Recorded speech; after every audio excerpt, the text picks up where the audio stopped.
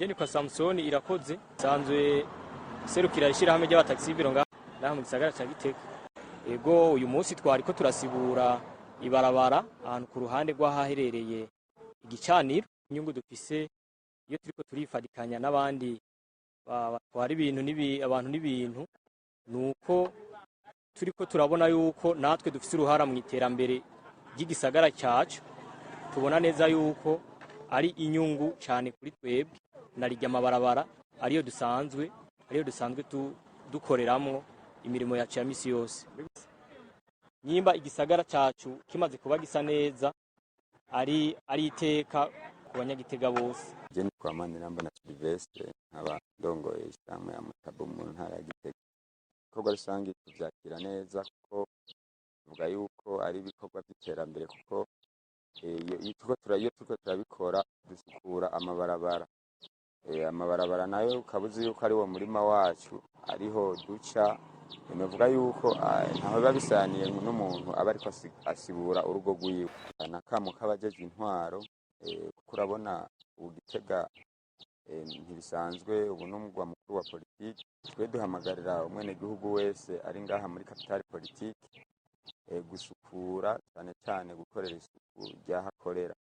Abakorera mu ibarabara tugasukura mu ibarabara nyene, abakorera n'ahandi atari mu ibarabara nabone bakagira isuku yaho baba kugira ngo haboneke ishusho ya kapitale politike nziza. Itwa Gahungu Amisi, je nk'abandi ndumuserukizi mu parkingi ya itinerere cyana mu bakokayi bandicegera ca regionale kuri itinerere parkingi Rutana Gitega. Inyungu nkuko vyamye kuva kera n'umwene w'igihugu n'umwene mu w'intara kanaka nk'intara ya Gitega akamaro kame kari gusibura igisagara cyanyu kuko y'abantu bakoreye hamwe usanga ari ikintu kinini ya intara yanyu irasa neza igasukuka mukabikora nyene mu gwa neza.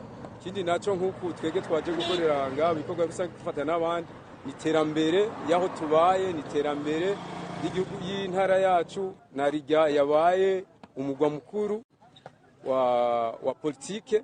Je no wabwira gusa uyu ni umwanya w'akaryo keza kubona iterambere ryacu mu ntara yacu ya Gitega yuko nk'abakokayi bobona iterambere turiko turagerako tukaba ikintu kimwe tugashikirana tugakora hanyuma tugafatana tukaba ikintu kimwe tugateza imbere intara yacu ya Gitega. Nitwa Butoyi Hussein nk'abandongoye iki gisagara ca komine ya Gitega, benshi bita mu rurimi rw'igifaransa zone urbaine. Nukuvuga ko uno munsi ibikorwa bigenze neza, turashima cyane dushimira amashirahamwe asanzwe akorera ngaha mu gisagara ca Gitega, haba ari mu bijanye no kunguruza abantu n'ibintu.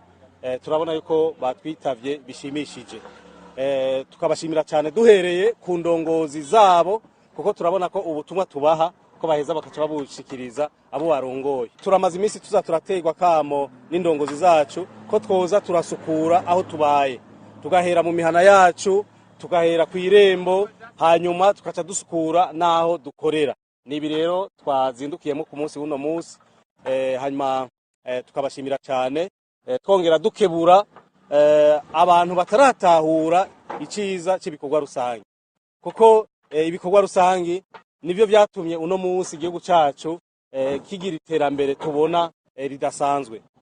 Rero tugakebura abo bene gihugu dutumako kugira ngo dushobore gusangira ibikorwa mwe nibi bagikwega amaguru. Mugabo turazi neza yuko ejo canke hirya yejo nabo nyene bazoheza babitahure kuko bariko baraca ngaha twakoreye bakabona yuko hari isuku vy'ukuri, nabo nyene bazohava bikubita gashi kugira ngo baze barifadikanya n'abandi hama dusangire bino bikorwa by'iterambere.